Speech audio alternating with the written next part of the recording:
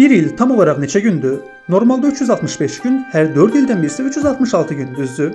Əslində ilin uzunluğu her zaman eynidir. Hemen o bir gün, yani Sagopa Kajmer demişken 366. gün. insanlar tərəfindən əlavə edilir. Bəs səbəb? İl anlayışı yerin güneş ətrafında bir tam dövrünə sərf olunan zamandır. Və bu müddət 365 gün 5 saat 48 dəqiqə, yəni təxminən 365 gün 6 saatdır. 4 ildə həmin o 6 saatlıq xəta toplanıb 24 saat olduğundan təqvimə əlavə bir gün kimi qeyd olunur.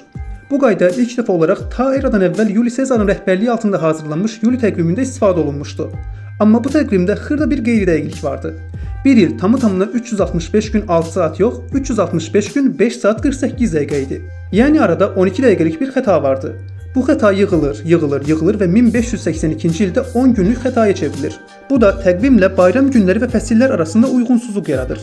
Problemi aradan qaldırmaq üçün Roma papası 13-cü Qriqori tərəfindən verilən fərmana əsasən 1582-ci il 4 oktyabrdan birbaşa 15 oktyabra keçilmiş və Yuli təqviminə yeni bir qayda əlavə olunmuşdu.